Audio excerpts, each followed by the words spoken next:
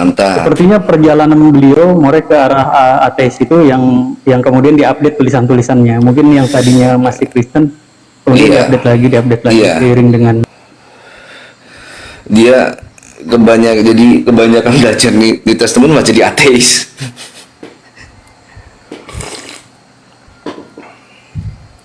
ya. Tadi ada Bang Jibril silakan naik. Saya di Bang roadnya Jibril, dari setengah 1 siang tadi. Masya Izin Allah. gantian. Bang Silakan Jibril, Bang Jibril. thank you Bang Jibril.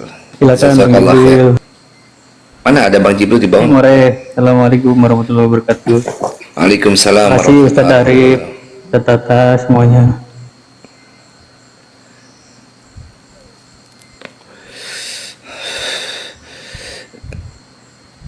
Bang Ruil Zia ya. Selamat malam, atau ada yang mau disampaikan? Selamat malam, Dari Islam, Kristen Bang? Kristen. Kristen. Baik, selamat datang di Room Diskusi Lintas Agama. Dari dina mana Bang? Protestan, Pak. Protestan. Oke, kita akan bicara sedikit tentang konsep ketuhanan ya Bang, di mana konsep ini adalah bagian dari konsep fundamental setiap umat yang beragama. Nah, dalam Islam, Allah itu menyatakan dirinya Qul huwallahu ahad. Allah dialah esensi yang tunggal. Maksudnya apa? Di dalam diri Allah tidak ada rangkapan, maupun di luar diri Allah itu tidak ada rangkapan. Allah itu la syarikalah, jadi dia itu tidak bersyarikat, dan dia tidak butuh itu juga. Jadi Allah itu esensinya Sang Maha Esa. Nah, bagaimana dengan teman-teman dari Protestan, Bang Rui, untuk menjelaskan konsep yang mereka pegang? Silakan Bang. Sebenarnya konsep yang dianut oleh Kristen, khususnya Protestan, kami menganut 3 pribadi Tritunggal, 3 pribadi satu hakikat. Itu berdasarkan firman yang ditulis mulai dari Perjanjian Lama sampai Perjanjian Baru. 3 pribadi ini bekerja dan tidak ada yang lain. Jadi firman yang ada di Perjanjian Lama dan Perjanjian Baru berbicara tentang Bapa, Allah, Firman, dan Roh Kudus. Begitu juga di dalam di dalam Perjanjian Lama, di dalam Perjanjian Baru juga dia berbicara tentang Bapa, Firman, dan Roh Kudus. Dan 3 ini tidak bisa dipisahkan. Nah, kami tidak, dan itu ada dikatakan esa. Kami tidak berkata bahwa Allah itu tunggal. Artinya hanya tunggal. Dia tidak terdiri dari 3 pribadi, tetapi orang Kristen 3 pribadi. Karena apa? Kalau dalam Perjanjian Baru ada Firman diutus Yesus, ada Roh Kudus diutus, berarti ada ada pribadi. Mereka memiliki pribadi sendiri di dalam apa? Di dalam Allah itu sendiri. Karena sumber. Ingat, kalau sumber berbeda dengan manusia. Manusia adalah ciptaan. Manusia saja terdiri daripada 3 bagian, yaitu tubuh, jiwa, dan roh. Nah, Allah yang sumber itu diciptakan. Manusia itu diciptakan serupa dan segambar dengan Allah. Nah, Allah juga memiliki 3, tetapi 3 ini pribadi ini dia sumber. Karena sumber, maka dia adalah pribadi. Dia bisa hidup, dia bisa bekerja dalam 3 pribadi itu. Nah, itu yang kami percaya. Dia tetap esa. Mungkin begitu dulu. Baik Bang, menarik. Tadi Abang itu bilang konsep fundamental Trinitas itu memang sudah ada di zaman Perjanjian Lama hingga ke Perjanjian Baru. Jika kita melisik dalam Markus 12 nomor 29, di sana dikatakan jawab Yesus, hukum yang terutama ialah. Jadi Yesus ini menempatkan narasi ini sebagai hukum yang terutama. Apa yang dikatakan? Dengarlah hai orang Israel, Tuhan Allah kita, Tuhan itu Esa. Markus 12 nomor 29 ini adalah kutipan pengulangan dari apa yang dikatakan oleh Musa. Musa mengatakan dalam Ulangan 6 nomor 4, dengarlah hai orang Israel, Tuhan itu Allah kita, Tuhan itu Esa. Apakah Esa yang dimaksud oleh Yesus Dan Esa yang dimaksud oleh Musa itu sama definisinya, bahwa itu adalah tunggal. Esensi Tuhan itu adalah tunggal. Sedangkan teman-teman dari Kristen ini, khususnya Protestan yang berbicara kepada saya ini, menaruh sebuah fundamental bahwa ada 3 pribadi satu hakikat. Apakah Yesus memahami kata Esa itu seperti itu, dan Musa memahami kata Esa juga seperti itu? Silakan. Benar. Karena kata pemakaian atau mengapa sampai LAI menerjemahkan dia sebagai kata Esa, kalau dia tunggal, maka sebenarnya tidak perlu diikuti dengan kata Esa. Seperti Bhinneka Tunggal Ika, meskipun bermacam-macam tetapi satu, karena disitulah ada pengikatan satu pengikatan itu terhadap beragam ini. Kalau dia tunggal tidak perlu dikatakan Esa loh. Ya memang sudah tunggal. Mengapa harus ditambahkan dengan kata Esa, kan demikian. Tetapi karena mereka jamak, makanya dipanggil kata Esa, tetap satu. Sebenarnya ada perkataan Yesus. Bang. Perkataan Yesus ada. Oke, Bang Rui. Tentang Allah yang Esa, menyembah Allah yang Esa. Oke, terima kasih buat jawabannya. Bisa nggak Abang tunjukkan dalam Perjanjian Lama itu ada Tritunggal? Oke. Sebenarnya paling jelas itu berada pada penciptaan, Yohanes 1. Enggak, Perjanjian Lama, Bang. Kejadian 1. Kejadian 1 ayat 1 ayat 3. Ayat 1 sampai seterusnya ya. Jadi saya baca, pada mulanya Allah menciptakan langit dan bumi. Bumi belum berbentuk dan kosong, gelap gulita menurut samudera raya, dan roh Allah melayang-layang di atas permukaan air. 1, roh Allah. Kemudian berfirmanlah Allah. Allah dan firman. Itu sudah menunjukkan tiga pribadi bekerja bersama-sama. Ada roh Allah dan Allah berfirman. Nah, disinilah yang menunjukkan bahwa Allah itu tidak satu pribadi, tetapi dia 3 pribadi. Dia bekerja dengan 3 pribadi, tetapi dia adalah satu hakikat, karena dia adalah sumber. Itu maksudnya, dia sumber, maka ketiga pribadi ini hidup, bisa bekerja, mereka bisa diutus ke dalam dunia. Kalau mereka tidak berupa, kalau mereka bukan pribadi, mereka tidak bisa diutus. Makanya kalau kita baca dalam kitab Yohanes, di situ Bapa mengutus anak. Nah, anak ini adalah firman. Kemudian mengutus Roh Kudus ke dalam dunia. Nah, jadi disinilah Allah bekerja dengan 3 pribadinya. Dia tidak bisa satu. Kalau satu, kita tidak bisa menjelaskan apapun. Kalau kitab kami tidak bisa, karena kalau tunggal itu seperti pagan. Pagan itu selalu tunggal. Dia bekerja tunggal. Nah, iblis juga satu, roh satu. Sementara Kristen punya tidak bisa. 3 itu yang unik dan istimewa ada pada Kristen. Tritunggal. Walaupun 3 pribadi, mereka tetap satu hakikat. Itu yang unik dan istimewa yang tidak dimiliki oleh siapapun. Dan itu memang ciri khas. Gitu, demikian. Jadi Abang itu bilang kalau Tuhan tunggal itu yang pagan, akan tetapi kalau Tuhan yang bergotong royong menciptakan segala sesuatu, Tuhan bekerja sama dengan Tuhan yang lainnya gitu, itu berarti nggak pagan. Lucu ya memang. Tetapi Abang tadi membawa Kejadian 1, 2, dan 3. Di situ Abang menunjukkan ada formula Trinitas di situ, kan gitu ya Bang ya? Mari kita telisiki sama-sama. Jadi, aduh, kalau saya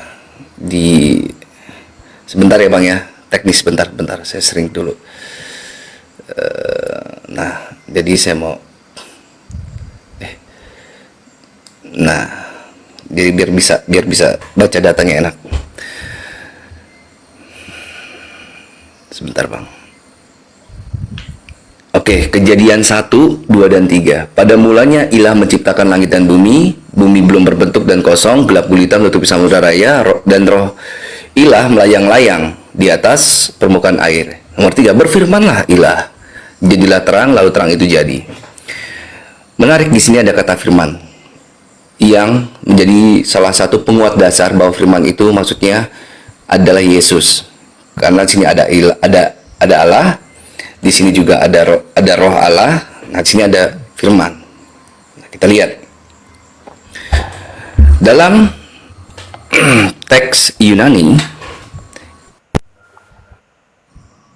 Dalam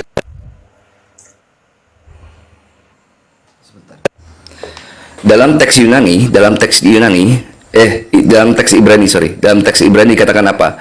Vayomer Elohim Yehior wa Yehior. Di sini menggunakan kata amar, vayomer. Nah, Yesus itu bukan amar Elohim, akan tetapi davar Elohim. Kita cek nanti di Septuaginta. Di sini katakan apa? Ke epen, hoteos, menggunakan kata epen. Sedangkan Yesus itu bukan epen, tapi kita lihat dalam Yohanes 1, kita lihat datanya.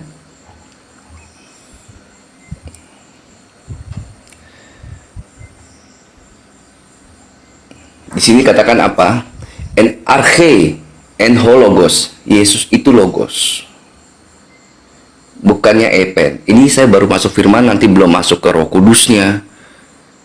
Jadi ketika dalam terjemahan itu tiba-tiba firman diartikan, oh itu ada langsung ke Yesus. Nah, silakan abang nanti jelaskan kepada kami bagaimana epen itu bisa sama dengan logos secara gramatikalnya. Karena kenapa?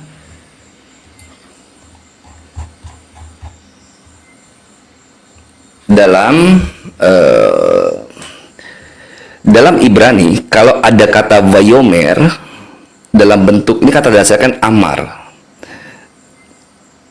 Nah, dalam Ibrani kalau ada kata amar, biasanya dalam narasi ini ada yang terjadi. Biasanya ada sesuatu hal yang terjadi. Ya. Kalau dalam bentuk amar. Begitu juga dalam bentuk epen. Dalam Yunaninya, biasanya kalau menggunakan kata epen ini ada sesuatu hal yang akan terjadi dalam narasi selanjutnya. Nah, silakan abang membuktikan kepada saya secara gramatikal bahwa epen itu sama dengan logos. Silakan bang.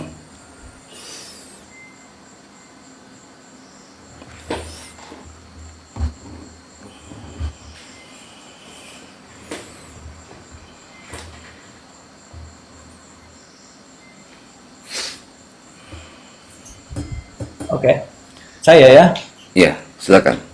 Nah, kalau Anda berkata bahwa kalau di dalam Yohanes 1 Anda berkata bahwa dia itu adalah logos, emang dia firman yang menjadi manusia. Sementara kalau kita berbicara bahwa dia sendiri adalah firman yang hidup, itu sebenarnya rema. Itu bukan logos. Yang dikatakan firman yang dituliskan itu adalah firman rema, bukan logos. Logos adalah kata-kata yang tertulis, tetapi perkataan yang hidup di dalam diri manusia itu yang dikatakan rema. Nah, sehingga Yesus berkata di dalam Yohanes 14, Yohanes 6 ayat 63 ya.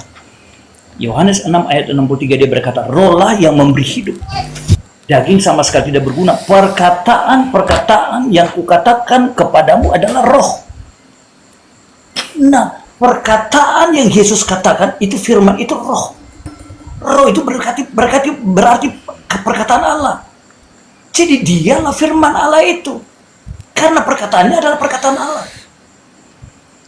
Dan ini yang dituliskan, yang menjadi firman Allah itu sesungguhnya di dalam rema. Logos yang tertulis, tetapi rema itu yang berbicara. Nah, itu yang dikatakan firman Allah, rema itu. Bang Rui, ingat pertanyaan saya. Saya hanya membatas gini, saya tidak membahas. Saya tahu bentuk firman itu ada banyak. Ada logos, ada grape, nanti ada epen. Saya paham. Kalau rema digunakan di mana? Contoh di Yohanes 17 nomor 8 menggunakan kata rema. Saya paham. Pertanyaan saya, dalam Yohanes 1 nomor 1, Yesus itu logos. Dalam Kejadian 1 nomor 3, firman di sana menggunakan eipen. Nah, kecuali Anda bisa menunjukkan secara gramatikal kunci jawabannya bahwa secara gramatikal kata eipen itu sama dengan logos, silakan baru Anda bicara. Karena ini sebagai dasar fundamental Anda membentuk formula ketritunggalan dalam perjanjian lama. Sehingga kami butuh bagaimana eipen yang firman itu dalam Kejadian 1 nomor 3 itu sama bentuk konstruknya dengan Yohanes 1 nomor 1. Silakan. Sebentar ya. Oke. Pada mulanya adalah firman. Firman itu bersama-sama dengan Allah dan firman itu adalah Allah. Nah, firman ini kenapa Yohanes menulis firman Yohanes 1 ayat 1 pada mulanya adalah firman, itu ada dasar. Dasarnya itu adalah di kitab Wahyu.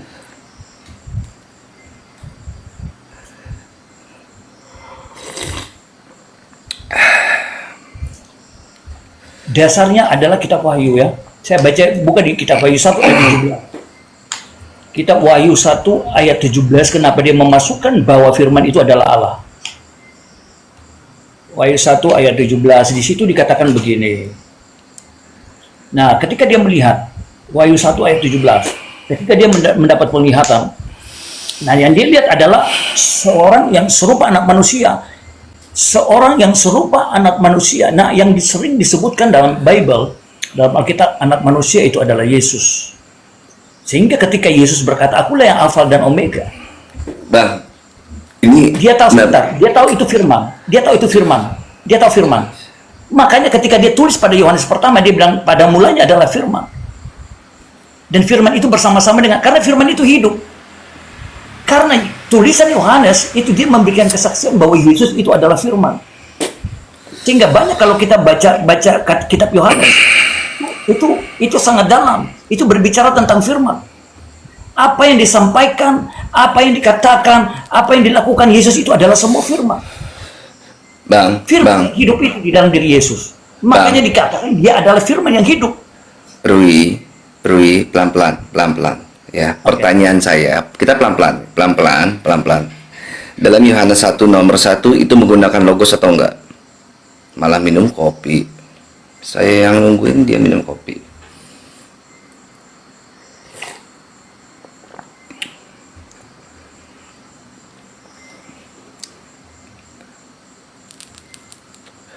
Rui,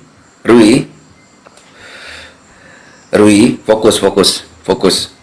Yohanes 1 nomor 1 itu logos, Yesus itu logos atau bukan? Menggunakan kata logos nggak dalam teks Yunaninya? Rui? Oke, itu pakai kata logos. Logos, oke. Dalam Kejadian 1 nomor 3 itu menggunakan kata apa di sana? Saya belum buka karena sebentar ya. Saya bisa buka dulu. Nanti lama karena saya harus buka. Nggak apa-apa, saya tunggu. Buka aja. Dalam Septuaginta, Yunaninya menggunakan kata apa di sana?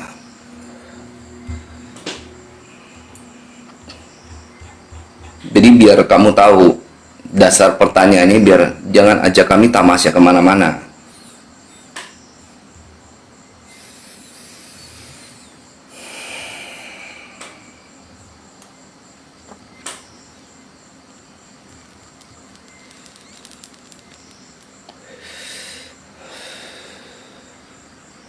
Assalamualaikum Mas Ardiansa. Waalaikumsalam warahmatullahi wabarakatuh. Assalamualaikum guru-guruku semuanya, Ustadzku. Waalaikumsalam warahmatullahi wabarakatuh. Maaf baru nyapa ya. Tadi dia narasi terus. Lanjut Mora, aku senang sering Mora. Lanjut. Iya. Ya Pak Dance. Nanti Apa boleh. saya boleh masuk? Oke, silakan. Sambil dia nunggu data, silakan Pak Dance. Sambil menunggu data, saya menyampaikan ya apa yang dikatakan oleh Bible terhadap Yesus. Namun sebelum saya melanjutkan hal ini ya, apakah suara saya bisa kedengaran? Bisa. Iya. Oke. Saya menyampaikan beberapa ayat ya, mohon saya diberikan waktu mungkin kurang lebih 2-3 menit. Oke. Matius pasal 26 ayat 39. Kemudian ia maju sedikit lalu sujud dan berdoa. Ya Bapakku bla bla bla. Nah, di sini Yesus berdoa, berarti dia adalah manusia biasa, ya. Kenapa dia berdoa? Karena dia juga didoakan. Matius pasal 21 ayat 9. Orang banyak yang berjalan di depan Yesus dan mengikutinya dari belakang berseru, Hosana bagi anak Daud, diberkatilah dia yang datang dalam nama Tuhan. Hosana di tempat yang maha tinggi. Di sini disebutkan Hosana dalam kamus, ya, Alkitab yang diterbitkan oleh Lai, pengertian Hosana, ya, berilah keselamatan. Nah, di sini berilah keselamatan bagi anak Daud. Siapa anak Daud itu? Adalah Yesus. Ternyata orang banyak sementara mengikuti Yesus, sementara mengharapkan agar Yesus diselamatkan. Nah, dalam kalimat kedua, diberkatilah dia. Jadi di sini Yesus diharapkan diberkati. Bagaimana mungkin dia adalah Tuhan, dia adalah Sang Pencipta, namun dia masih diharapkan untuk diselamatkan dan dia diberkati. Nah, ternyata dia adalah utusan. Yohanes pasal 17 ayat 3. Inilah hidup yang kekal, yaitu bahwa mereka mengenal Engkau satu-satunya Allah yang benar dan mengenal Yesus Kristus yang telah Engkau utus. Ternyata Yesus adalah utusan, ya. Yang diutus adalah lebih kecil, lebih besar yang mengutus. Matius pasal 16 nomor 15-17. Lalu Yesus bertanya kepada mereka, menurut kamu siapa aku ini? Jawab Simon Petrus, engkau adalah Mesias, anak Allah yang hidup. Kata Yesus kepadanya, berbahagialah engkau Simon, anak Yunus, sebab bukan manusia yang menyatakan itu kepadamu, melainkan Bapakku yang di sorga. Di sini ada 3 tokoh yang menyebutkan ternyata Yesus yang diurapi. Yang mengurapi adalah Allah berdasarkan Ibrani pasal 1 ayat 9. Nah, siapa yang menyatakan ini? Pertama Petrus, kedua Yesus, dan ketiga Tuhannya. Yesus menyatakan bahwa Yesus adalah seorang manusia yang diurapi. Matius pasal 23 ayat 9. Jangan menyebut siapapun Bapamu di bumi ini, karena hanya satu Bapa, yaitu Dia yang di sorga.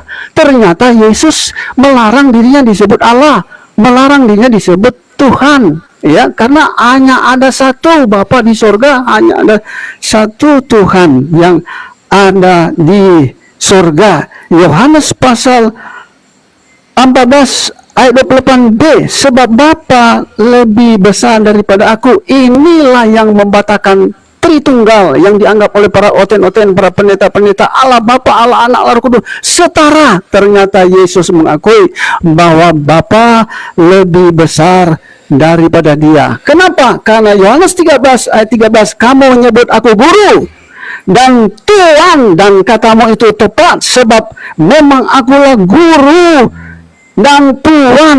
Ternyata dalam bahasa asli Kurius Yesus, Tuhan, ya. Kenapa? Karena kata Tuhan berasal dari bahasa Sanskerta, salah satu pemimpin dewa dalam sila Pancasila, ketuhanan yang maha esa, bukan kemanusiaan yang maha esa. Itulah sebabnya Yesus adalah manusia yang diurapi. Lukas pasal 1, Lukas pasal 4 ayat 1.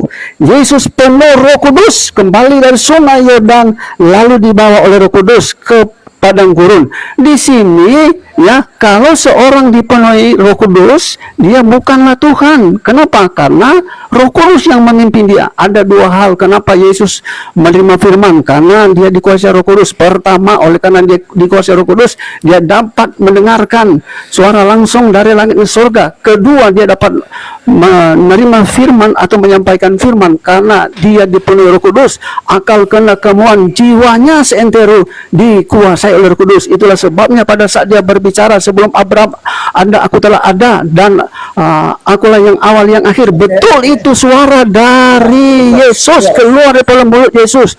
Namun itu ilham Roh Kudus yang menguasai dia. Kesimpulan saya, Oke, Matius pasal 11 ayat 25. Satu ayat lagi, ya.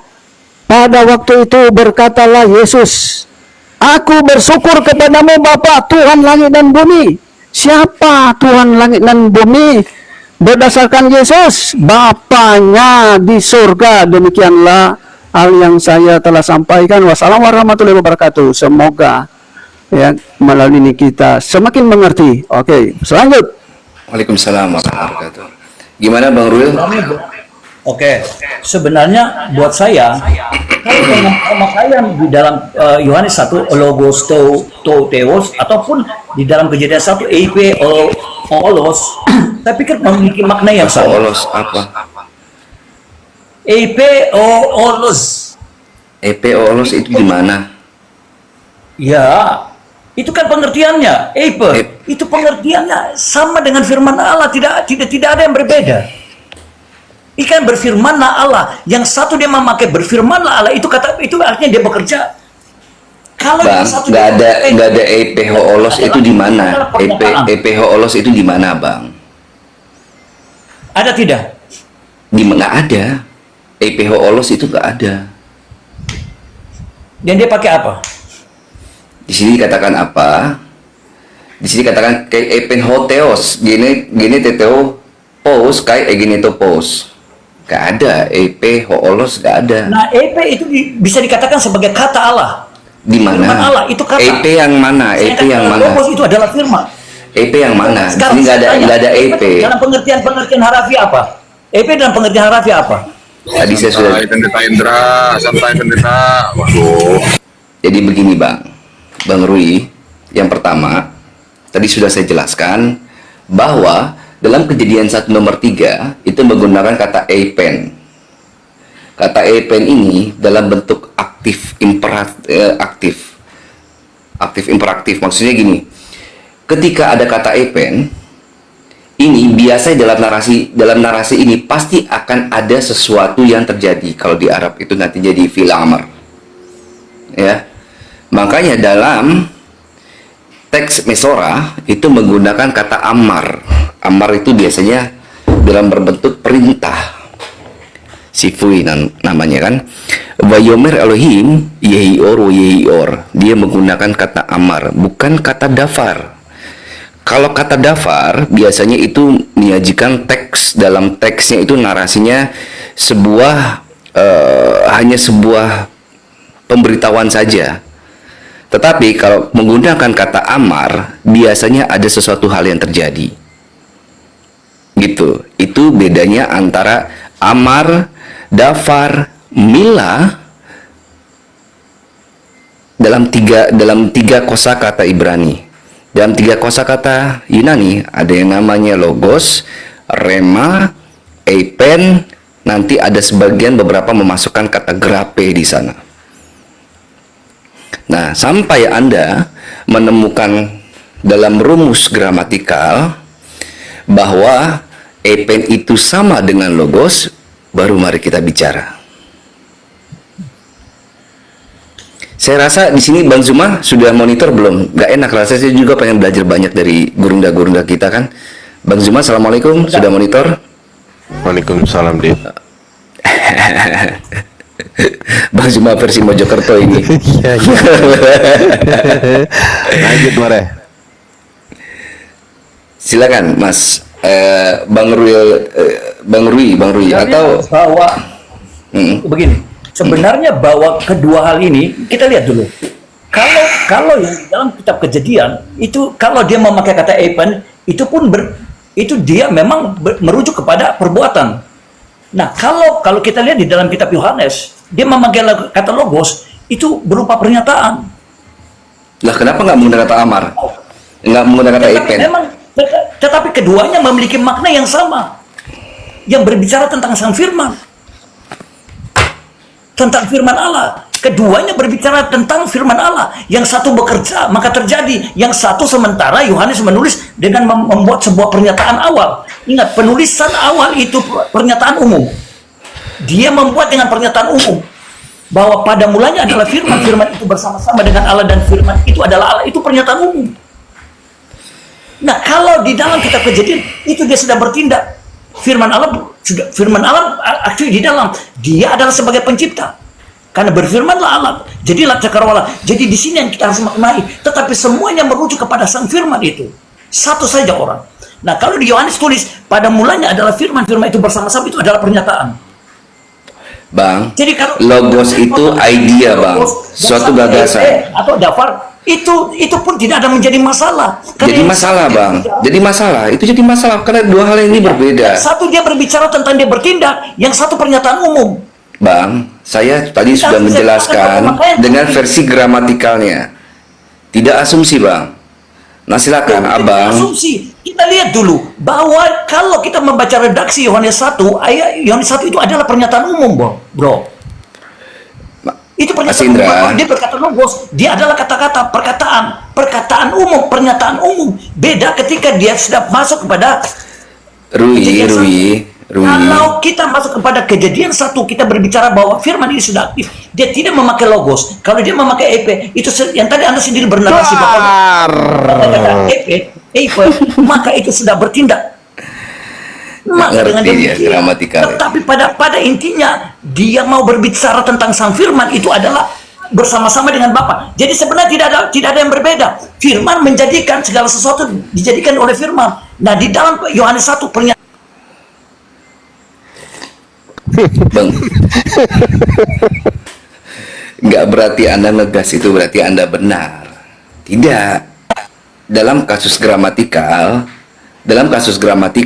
ya, yang pertama Anda harus bisa membuktikan kepada saya kata aktif dalam EPEN itu sama dengan logos. Contoh, saya mengambil sebuah kata teologi. Ada dua gabungan kata di sana. Theo plus kata lego.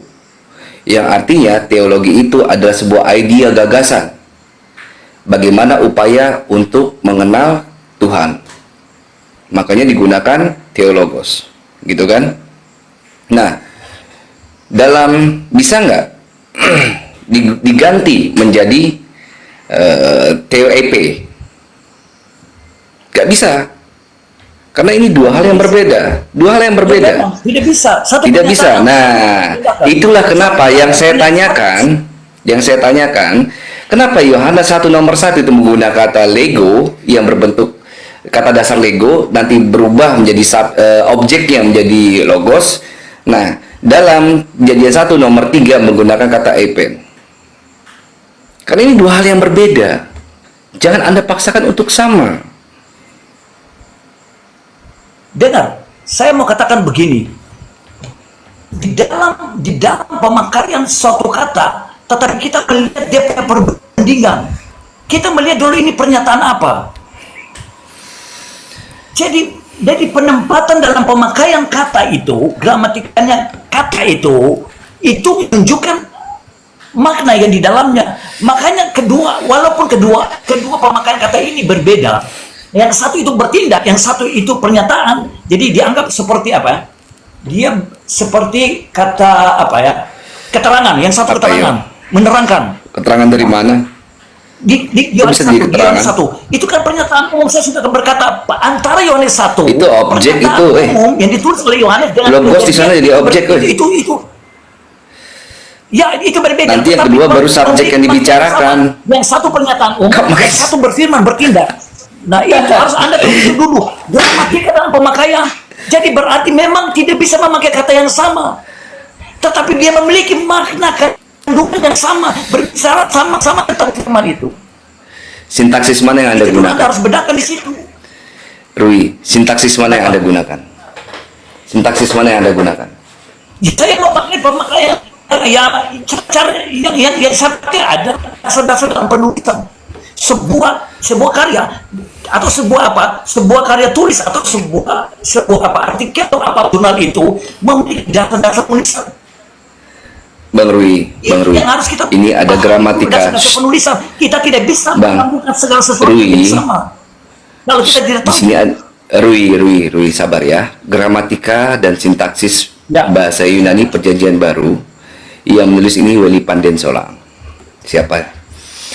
Penulis adalah pendiri dan ketua STT Agapes Jakarta yang telah memperoleh gelar akademik yaitu Sarjana Ekonomi, lanjut, Sarjana Teologi, Master of Divinity, Master of Theology, Doctor of Philosophy, PhD, dan Doktor Teologi. Ini yang saya gunakan. Ya, itu kenapa saya bilang Tidak ada masalah. Saya pakai primer, kata primer. oh tidak, ini masalah ini. Saya pusing saya.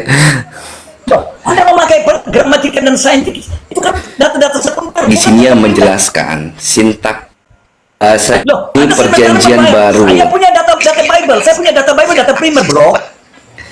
Ini bukan masalah, ini Saya punya mengenai data primer. Oke, sabar ya, pelan-pelan ya Rui ya. Ya. Jadi yang saya gunakan sebagai dasar argumen landasan saya bertanya adalah grammar yang diajarkan atau yang dijelaskan oleh Weli Panden Solang. Siapa dia? Dia ini banyak memperoleh gelar kesarjanaan yang tentunya bisa menjadi salah satu rujukan. Ya. Nah, yang saya tanyakan, kenapa bisa Eipen sama logos kamu anggap sama, sedangkan dalam ini itu dianggap beda? Ya, dasar apa yang kamu gunakan? Ini sama-sama Kristen, Bang. Weli Panden Solang ini Kristen, Bang. Ya. Jadi saya berharap Anda bisa mengedukasi kami di sini. Saya harap Anda bisa untuk mengedukasi kami di sini. Ya, jangan pakai asumsi. Ya, saya tadi Nggak enak dilihatnya ya. Sebentar, Anda sendiri yang berkata. Anda berkata begini. Dari saya pegang Bernafas nafas dulu Anda, Pak Rui, ikut bernafas itu. dulu. Jangan lupa bernafas Pak. Tarik Sebentar, yang nafas. tidak usah ada yang Iya, masuk. bernafas ya. Sudah diam dulu, nanti kita berdiskusi, tidak usah dengan itu. Ayo. Itu hal yang bodoh saja yang kalian bicarakan. Ayo kita mau fokus kepada substansi. Oke? Saya masuk ya. Tadi masalah Eipen dan logos ya. Begini, kedua-duanya berbicara tentang firman dulu. Kalau misalnya kedua kata ini dipakai, dia berbicara untuk di luar daripada firman, maka dikatakan berbeda. Nah, pemakaiannya hanya pada konteks itu. Kalau Eipen itu kan tadi Anda berkata bahwa itu merujuk kepada tindakan, firman yang merujuk kepada tindakan, perbuatan. Maka memang benar bahwa kalau di dalam kitab dia pakai Eipen karena ini proses penciptaan. Makanya ketika dia pakai Eipen, itu berarti bahwa dia prosesnya melakukan. Sementara logos itu berbicara firman menjadi kata-kata ini. Ini berbicara tentang kata-kata. Maka ini adalah suatu pernyataan umum. Dia tidak mengandung sebuah dia tidak mengandung sebuah akibat. Tetapi ini pernyataan umum artinya akibat begini. Kalau firman Lucu Anda ini. itu dia berfirman terjadi sesuatu. Tetapi Rui, kalau Anda- pernyataan umum tidak. Itu hanya bercerita bahwa firman pada mulanya bersama-sama. Dia menerangkan tentang satu status sang firman. Nah itu beda dulu. Status sang firman ini. Udah gini aja deh. Menjadi buku ini, menjadi kata-kata ini. Statusnya dia dulu bersama-sama dengan Allah. Karena itu dia adalah firman Allah yang keluar daripada mulut Allah. Rui. Dia bercerita tentang Rui. status daripada dia ini sendiri yang berfirman. Iya, Itu dulu. pelan-pelan ya. Kalau Eipen Oke. itu berbicara tentang proses penciptaan. Ya, oke. Ya, maha kuasa Jadi, dia. udah ya. Jadi gini, saya tidak akan melanjutkan pembicaraan Eipen dan logos karena saya pikir Anda nggak paham. Jadinya saya tidak akan meneruskan karena saya tidak ingin mempermalukan Anda. Jadinya saya akan move ke next question. Tidak, sebentar. Anda jangan bernarasi. Anda yang membuat kesimpulan.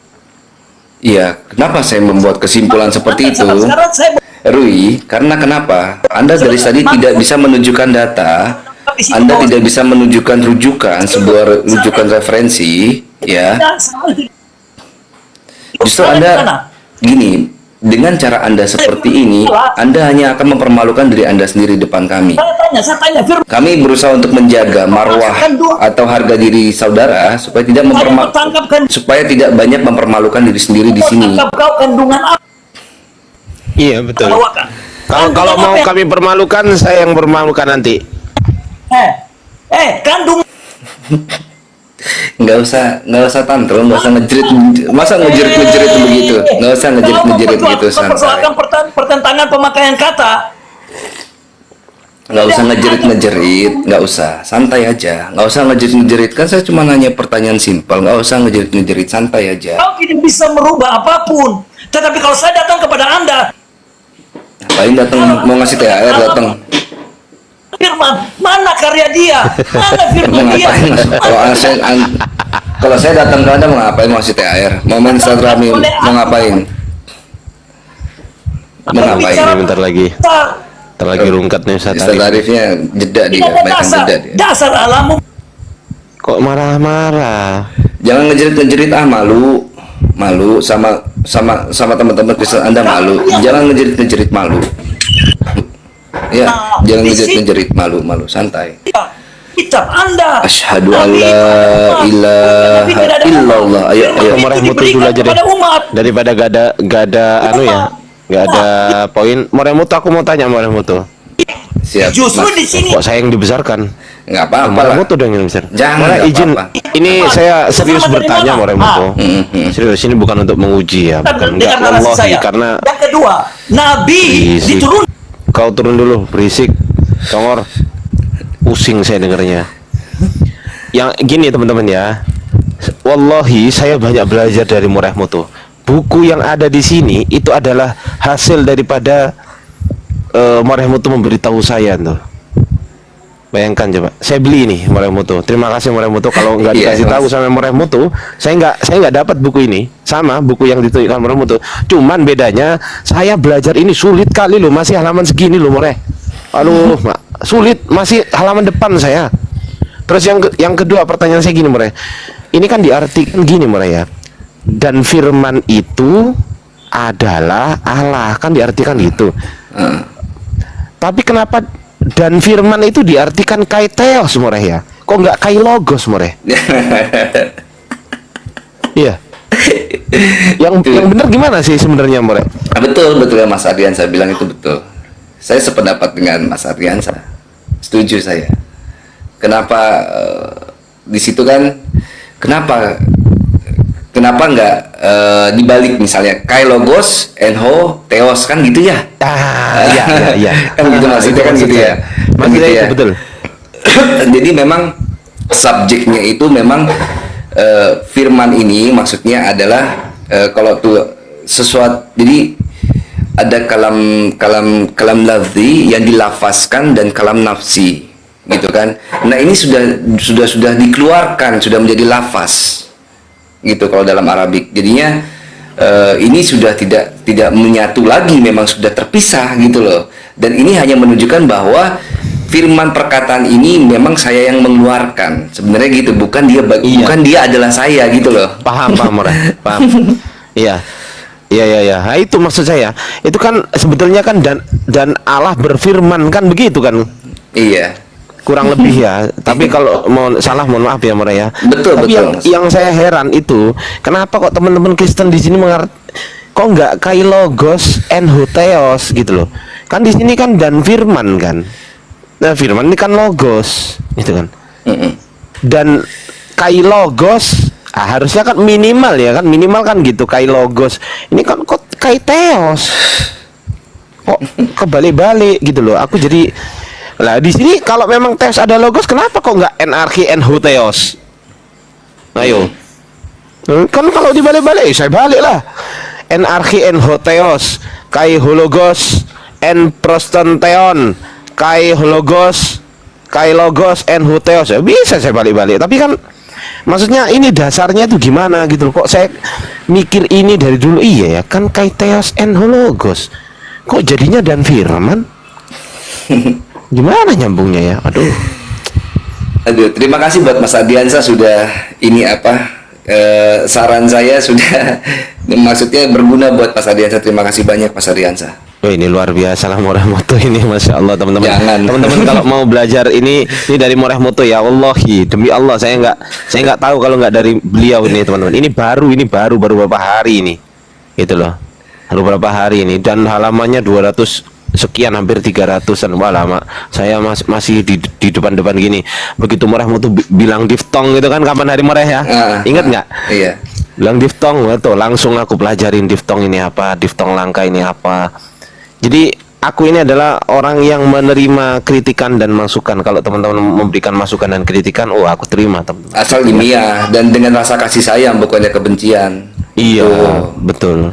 betul. Dan saya teman-teman banyak belajar dari Mas Ardiansa. Jangan salah, Mas. Saya juga banyak belajar dari antum. Lai. Jadi jangan teman-teman ini Mas Ardiansa juga, Mas Ardiansa, Bang Jibril, Mas Kores, Ustaz Tata. Saya anggap semua muslim itu guru-guru saya. Dan saya tanda kutip mempunyai hak terhadap guru-guru saya untuk diberitahu. Karena itu hak saya sebagai seorang pembelajar. Karena setiap muslim di mata saya itu adalah guru-guru saya. Selama lisannya masih basah dengan syahadat, dialah guru saya. Jadi saya itu banyak belajar dari Mas Ardiansa juga, Masya Allah. Semoga Allah berkah ilmunya. Amin ya Allah. Dan saya minta tolong teman-teman di bawah, minta tolong di follow Moreh Moto ini. Ayo yang di bawah saya minta tolong semuanya Moreh Moto ini 600 orang mata memandang, minta tolong di follow Moreh Moto ya. Silakan teman-teman. Ini Bang Zumal juga guru-guru kita semua ini, guru-guru saya semua sebenarnya saya merasa gak pantas sebenarnya ngomong di sini karena saya itu lebih senang mendengar. Jadi hisab saya nanti maksudnya saya itu lebih banyak untuk menyerap ilmu sehingga saya itu untuk bisa memperbaiki diri saya itu ke depan itu lebih baik. Ini sebenarnya guru-guru saya semua yang ada di sini. Oh iya Moreh, satu lagi Moreh. Yang pernah antum sampaikan waktu itu kalau nggak salah Kyrios sama Kyrie ya Moreh ya, betul ya Moreh? Oh iya. Nah, itu sebenarnya bacanya Kyrie apa Kurie itu yang betul Kyrie kan? Karena kan diapit sama 2 huruf mati kan? Ya betul lah, berarti oke, lanjut. Terus kemudian bedanya itu saya pernah ingat yang disampaikan Moreh Moto ya. Saya tebak dulu Moreh ya. Kalau nggak salah, kalau Kyrie itu orangnya ada di depan kita atau objeknya itu ada gitu loh, ngobrol sama objek keduanya gitu loh. Betul. Tapi kalau Kyrios itu kita ngomongkan dia tapi dia nggak di sini gitu, betul nggak Moreh? Betul sangat betul. Aku masih ingat. Jadi itu kalau di dalam Arabik itu nausaraf itu apa? Mukhatab jatuhnya ya. Jadi orang yang objek yang saya bicarakan itu ada di depan saya. Jadi kalau ada Mas Ardiansa, saya anggap sebagai seorang yang saya hormati, mempunyai otoritas. Beliau juga seorang penguasa. Jadi saya memanggilnya Kyrie Ardiansa. Enggak mungkin saya manggil itu Kyrios Ardiansa. Karena apa? Objek yang saya bicarakan, yang saya ajak dialog gitu kan, itu ada di depan saya. Atau orang yang saya bicarakan memang ada di sekitar saya gitu. Kecuali orang itu nggak ada, Mas Ardiansa nggak ada di sekeliling saya, bukan Mas Ardiansa juga yang saya ajak bicara, maka saya akan memanggil Kyrios Ardiansa gitu. Tapi kalau orang yang di depannya ada saya, itu akan berubah bentuknya menjadi vokatif. Namanya kan vokatif ya, Kyrie itu jadi betul. vokatif. Betul. Nah, vokatif itu orang yang saya ajak, yang saya bicarakan itu memang ada di sekitar saya, dan orang itu yang saya ajak bicara gitu, Mas Itu Ardiansa. ada di sini ya Moreh, ntar ya pelajarannya ya? Ada ya? Atau Ada. halaman berapa nanti minta tolong dia ya Moreh? Tapi saya lupa ada. Kalau enggak itu kan dalam bentuk vokatif, itu cari dalam bentuk vokatif. Oh, vokatif, siap. Nah, itu ini perubahan sufiks namanya, perubahan sufiks itu. Oh, siap. Oke, saya kalau menganalisis ini teman-teman ya, katakanlah ini kan teman-teman sering mengatakan Yohanes 20:28 ini kan Thomas kaget kan Moreh kan. Betul. Tapi mereka kan nggak mau. Di sini ada tanda serunya, Thomas kaget, oke lah, nggak mau lah ya. Nah, ketika kita baca Moreh di sini, ketika kan Yesus mengatakan, tunggu ya bentar ya. Kan ini kan Yesus ngomong nih sama Thomas, ya kan? Kemudian dia berkata kepada Thomas kan begitu Moreh. Ya kan? Bla bla bla, taruhlah jarimu dan lambung dan seterusnya. Kemudian Thomas menjawab dia. Artinya ini ada obrolan gitu loh. Obrolan secara langsung, yaitu Thomas sama Yesus. Kalau Yesus diartikan ya Tuhanku, kenapa di sini menggunakan Kyrios? Nah, kan harusnya kan bukan Kyrios, more. Ya, Kyrie harusnya. Kyrie kan? Iya. Dan berubah jadi Kyrie dan TI. Contohnya di mana Tuhanku kenapa engkau meninggalkan aku, itu pakai TI itu, berubah itu. Jadi dua objek yang di sini harus berubah. Jadi, Kyrios ini sama Theos ini harus berubah. Yang ini TI ya. Oh, TI. oke, siap more. Iya. Aku masih fokus di sini tuh. Nah, ini ada masukan lagi ya. Oke. Ah, ini kan kalau bicara Kyrios, more, berarti kan kesimpulannya Thomas ini tidak sedang membicarakan lawan bicaranya, betul nggak? Iya. Tidak sedang memanggil lawan bicaranya. Itu. Saya udah ngecek more tadi di ayat-ayat lain, ternyata betul. Yang sedang ngobrol itu dipanggil Kyrie di situ, betul memang. Itu info valid, teman-teman. Tapi saya minta minta tolong dikoreksi more kalau barangkali ada yang keliru dan nasi saya. Tafadhal more. Iya betul, sangat betul itu yang Mas Ardiansa bilang. Itu memang satu sisi secara gramatikal dibahas ya seperti itu. Jadi kalau objek yang saya bicarakan ya Allah ya Tuhanku misalnya itu merujuk pada Yesus, maka akan berubah ya jadi Kyrie dan TI. Itu yang pertama. Yang kedua, misal saya bertanya sama Ustadz Arif, yang di kamar mandi itu siapa? Kok lama bener gitu kan? Oh itu ada Mas Ardiansa. Terus saya tuh nunggu Mas Ardiansa, saya mau pakai kamar mandi kok lama banget. Terus saya ketok-ketok, saya ngomong, ya Allah ya Tuhan, lama banget gitu kan. Apa yang di kamar mandi itu adalah Allah dan Tuhan? Enggak, kan itu Mas Ardiansa. Yes, betul. Tapi mereka nggak terima, Thomas kaget kan? Nggak terima karena berarti Iya. kita sliding lewat gramatikalnya mereka. Iya. Gitu kurang lebih. Jadinya saya juga masih banyak belajar jadinya. Khawatir juga. Saya lebih banyak sama Mas Ardiansa, nyimak Mas Ardiansa itu mantap. Ini Bang Zuma kemana more? Di grup sih udah balas chat gitu coba. Aduh. Sebenarnya yang disampaikan Moremoto barusan, teman-teman, itu adalah bukan pertanyaan ya. Itu pernah disampaikan, Kak boleh nak. Pernah disampaikan Moremoto kurang lebih sekitar 2 tahun yang lalu, More. Pas waktu API belum terbentuk. 2 tahun yang lalu. Bayangkan coba teman-teman. Moremoto udah menguasai ini yang saya dapat informasi dari beliau langsung ya. Waktu itu Moremoto pernah mengatakan, dan saya sampai sekarang karena saya catat More waktu itu More. Saya catat itu More. Saya catat kalau Kyrie itu ada orangnya, kalau Kyrios itu orangnya intinya nggak ada gitu lah, maksudnya nggak di situ gitu kan. Itu 2 tahun yang lalu loh teman-teman, masya Allah. Ya ini jadi saya tuh berpikir kalau Mas Ardiansa sudah sampai surga duluan, minta tolong kalau saya masih ada di dalam sana tuh, ingat-ingat saya Mas Ardiansa. Siapa tahu antum jadi wasilah saya. Masya Allah, Moremoto ini ya, emang ya orang kok nggak pernah mau nggak pernah mau dianggap Enggak lah. pinter loh sama teman-teman muslimnya loh, Masya Allah. Tapi gini kok dianggap sepele sama Oten loh, waras apa enggak gitu loh. Ditanya apa, jawabnya apa, sampai sabar loh Moremoto tadi itu, sabar loh, bayangkan dia nggak teriak-teriak. Itu kalau saya Nah bisa kalau kata ini Mas Ardiansa itu ya, ini Mas Ardiansa nanti buka di Matius 8 nomor 2. Nanti ada 2 hal yang bisa kita dapat di sana. Matius berapa? 8 nomor 2. Oke, lanjut.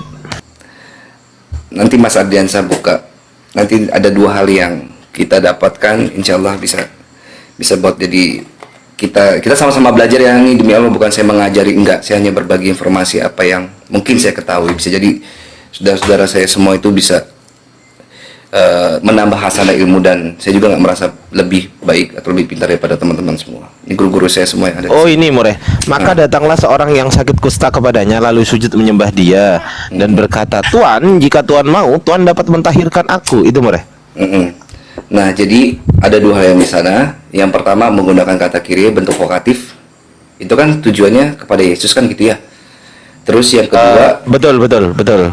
terus yang kedua, inilah bukti tidak konsistennya Lembaga Alkitab Indonesia untuk menerjemahkan, jika banyak orang Kristen bilang kan, kalau untuk Yesus itu pasti Tuhan, kalau Kyriosnya, aduh sahabat ngomong. Kalau disematkan kepada Yesus, itu pasti akan menjadi Tuhan. Nah, dalam Matius 8 nomor 2 ini, Ella itu nggak menerjemahkan sebagai Tuhan, tapi jadi Tuhan. Nah, ini nggak konsisten. Oh iya ya, ini Yesus ya ini ya. Iya betul. Tuhan, jika Tuhan mau, iya ya. Wah, sih tak simpen di sini. Ya Allah. Iya. Sebagai bentuk contoh nih, kalau mau si Thomas itu benar-benar ngomong sama Yesus, nah dia pasti akan berbentuk nih, berubah dari nominatif berubah menjadi apa, vokatif. Nah ini contohnya nih kan gitu biasanya. Ini dari apa menjadi apa ini mulai? Tuhan, jika Tuhan mau.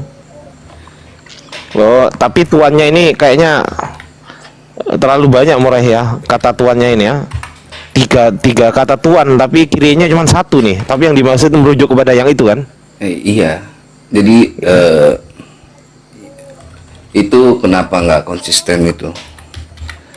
Ya, dunasai me kata risai. Iya ini kiri, ya ini teman-teman. Masya Allah, betul loh ini. Wah, keren. Iya harusnya kan Tuhan ya. Aduh. Tapi sama nggak More? Kaidah bahasa Yunani itu misal gini, Kyrie itu atau Kyrios itu kalau diidofahkan terhadap manusia dia Tuhan, tapi kalau diidofahkan kepada langit dan bumi dia Tuhan gitu. Gimana More? Gimana? Kalau Kyrie itu diidofahkan kepada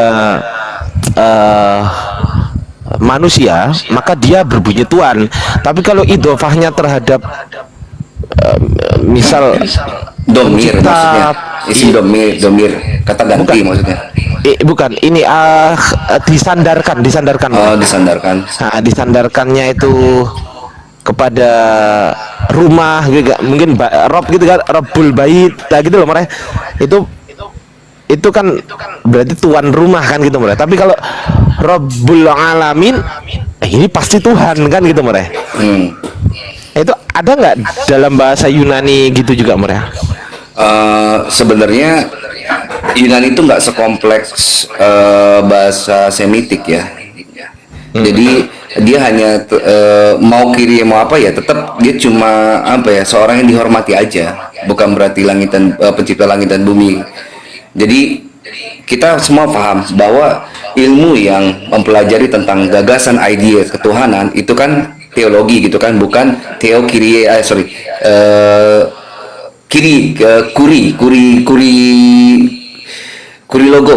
Kurilogos ya. Itu kan. Nah saya pakai teori ini dibantah, dikatain monyet saya sama Erben karena dia udah terdesak waktu itu kan. Nah nanti di dalam tadi berapa yang Thomas kaget itu, nah nanti bentuk T-nya itu ada di Matius 27:46. Matius 27:46. Oke, Teosnya itu berubah. Izin. Silakan Pak Danca. Matius 27 berapa More? 46. 46 ya. Ya, ini kan respon apa yang salah artikan oleh para. Kira-kira jam 3 berserulah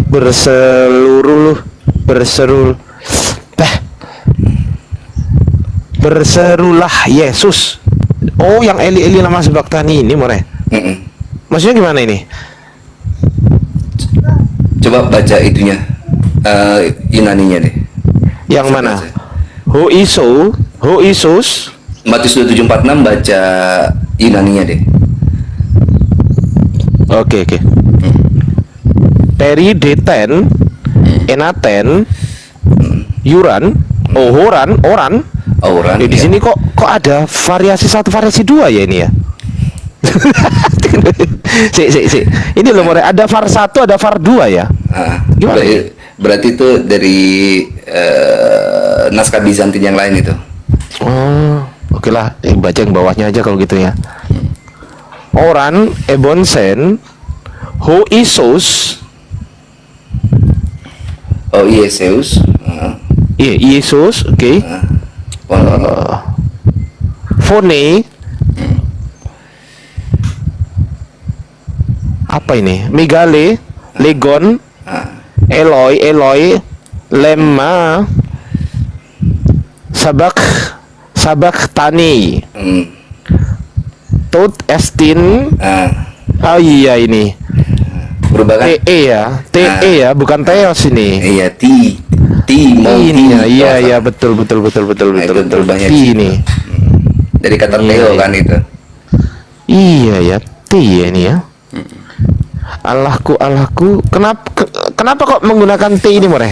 Karena kan bentuk vokatif jatuhnya.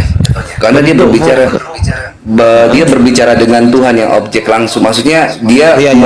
menisbatkan ini kepada Tuhan itu. Maksudnya dia ngomong langsung, beda sama Thomas yang kaget kan tadi kan. Oh, yes, paham. Masya Allah, luar biasa.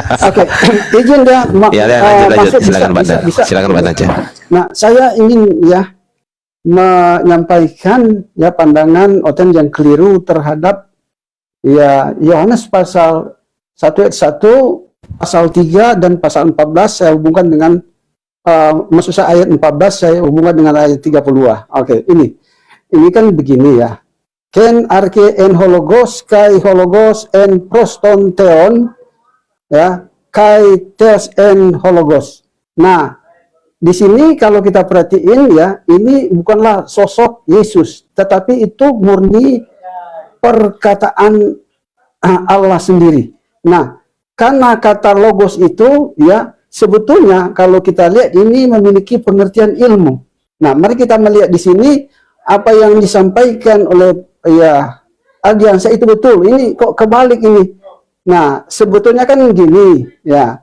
Kai theos en hologos. Ya, firman. Ini sebetulnya firman di belakang. Tetapi dalam Bible ya firman di muka. Jadinya ya firman adalah Allah. Sebetulnya sini ya Allah adalah firman, tetapi kata theos itu sebetulnya bukan Allah. Ya, theos itu ilah. Ya. Kata theos itu ilah tidak bisa diterjemahkan Allah. Ya. Namun kesimpulannya di sini ya ini bukan berbicara awal pertama adalah firman yang akan yang menyelma Yesus, bukan. Ini murni perkataan Allah. Nah, mari kita melihat ayat yang ketiga ini. Ya.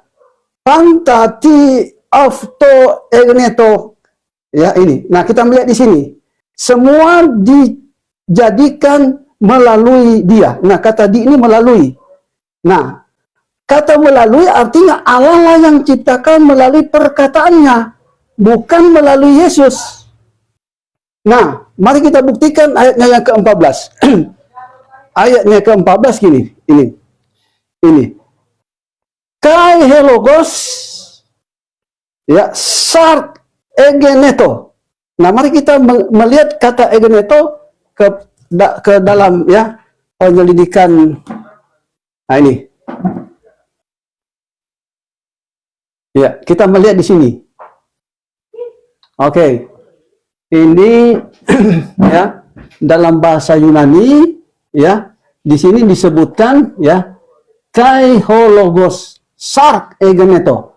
Nah, kita akan lihat ya lewat strong number apakah geneto itu. Karena di sini kan disebutkan firman menjadi manusia. Kata menjadi kita melihat di sini. Nah, di sini ada arise. Ya. Arise. Nah, arise itu timbul atau muncul atau tumbuh.